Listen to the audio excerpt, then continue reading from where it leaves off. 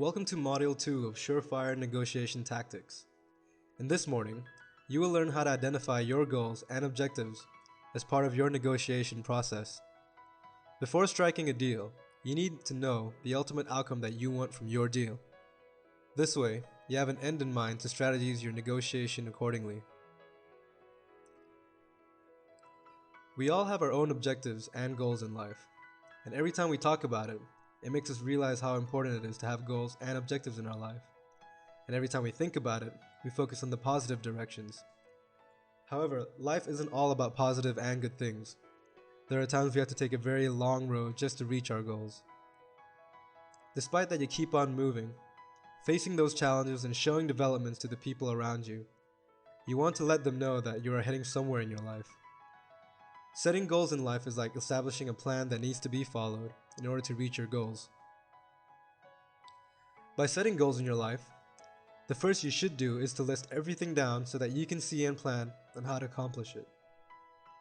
Writing down the list of things you want to do not only help you manage your goals and objectives in life, but will also give you an idea on how to hold on to your goals and objectives. However, some people tend to give up after all the struggles they have undergone. Sometimes, some are so motivated and focused that they didn't notice that they are dissatisfied with the outcome. And maybe because they did not achieve their goals the way they wanted it to be. Fulfilling objectives and goals in one's life is somewhat difficult. But if you aim to spend more time and exert more effort, then surely you can achieve them. That said, here are some elements that you should consider in order to accomplish your goal. Firstly, you have to be very specific with your goals. There are many things that can affect your goals, so you can identify every detail of your goals so that you will know how to deal with it.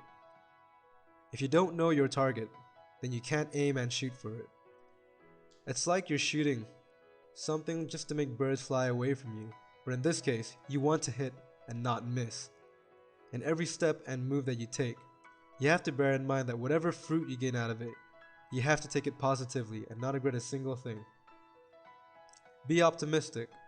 Then find time to reflect and assess all your struggles and accomplishments, because through that, you can weigh up if you finally have reached your goals in life. Secondly, stay in track with your goals' progress. Continuous tracking of your goals can give you an idea on how to appraise and evaluate it. Then you will be able to know if you're in the right direction or not. In addition, go through all those goals that you were unable to accomplish.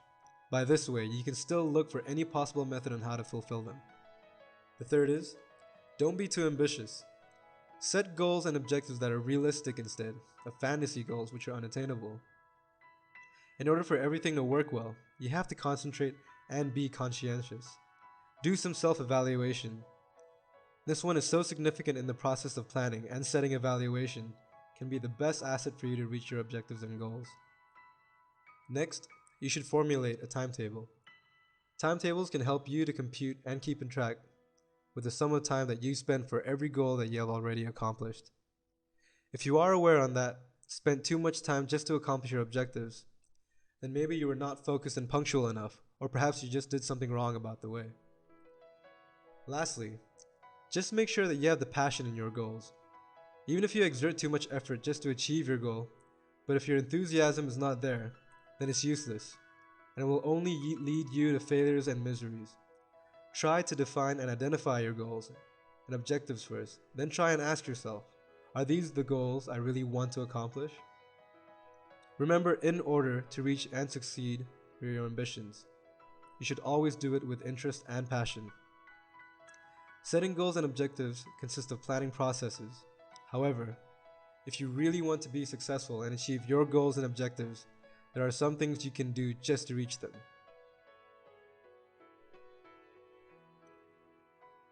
Many people have misunderstandings about goals and objectives. Many people think that these two words are similar, but they are wrong. Goals and objectives are different from one another. They both have different meanings. For you to have some idea, goals are much larger than objectives. It has a larger accomplishment, while objectives are just second. Objectives act as the leg for goals to stand out. Without a good objective, goals can't stand alone. That's why goals and objectives need each other to have a greater accomplishment. So, Why do we have to set goals and objectives for our business? Why do we need it? You may consider yourself as a successful businessman, but did you really achieve what you really wanted? Putting your goals and objectives together can help you to attain overall success that you want. As a matter of fact, there is no business establishment that succeeds without proper goals and objectives for their business. Here are some ideas on how to set your business goals and objectives correctly and on the right track. Running your own business today isn't easy because at this time, we are now being surrounded by so many gigantic companies that you will definitely find it difficult to deal with and so hard to compete with. But running your own business, you don't have much of those problems. All you have to do is create it, build it, and believe in it, making your business successful. You don't have to be scared of them, but instead be competitive and aggressive. Just make sure that you have the right business objectives and goals, like giving your customer satisfaction through your service and assistance. That is one of the most important goals and objectives that a company should strive for. When you are establishing your own company, you have to prioritize your customer satisfactions and don't think about your competitors. Don't concentrate on how you can compete, but deal with them. They are not the one giving you income, but your customer does. When you have already established your firm, then it is time that you look for a project that can help you improve and boost your company. Sometimes a company also needs someone that can help and assist them in their business. That's why when they offer some projects to other leading companies for help. So, if you want to have some projects to work with other companies, you have to negotiate with them. Negotiating for a project takes a lot of time, and there are things that you need to consider when negotiating. When negotiating, it is a really big help if you have skills in negotiating. You also have to know the negotiation style of the person you are negotiating with in order for you to negotiate easily and effortlessly. Also, have an idea on how to present yourself during a negotiation. Negotiators have three types. Knowing about it can give you more ideas on how you can handle and deal with them. The bottom line negotiator, or the strong, the less dogmatic negotiator, and the meek negotiator. It is good if you choose the right negotiation style to use and identify the negotiators that you're going to deal with. Remember, winning the project is one of your main purposes.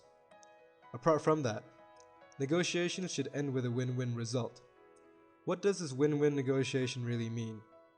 Negotiation creates a big impact for your business, and it also depends on how you negotiate with other people. Just put it on your mind that when you finish negotiating, the result should be a win-win. You will be given further details about win-win strategy. So let's begin. First, draw a vertical line that intersects with the horizontal line. On top, write the word issue and draw a plus sign while the minus sign is below. Then write the word relation. For example, both parties have an interest in both issue and relation. When this happens, they think that the issue and relation are favorable for both sides, so they have to come up with a strategy to make a deal, the win-win result, meaning both parties will have an equal opportunity. In order for your business to last long in the business world, you have to be very keen and ardent on how to deal with others. So building a good working relationship with one another does matter, and always make sure that your deal and negotiation is profitable for both parties. In this kind of negotiation, one should be named loser or at the losing end. It should be fair in all aspects. Both parties should have their own equal share and opportunities.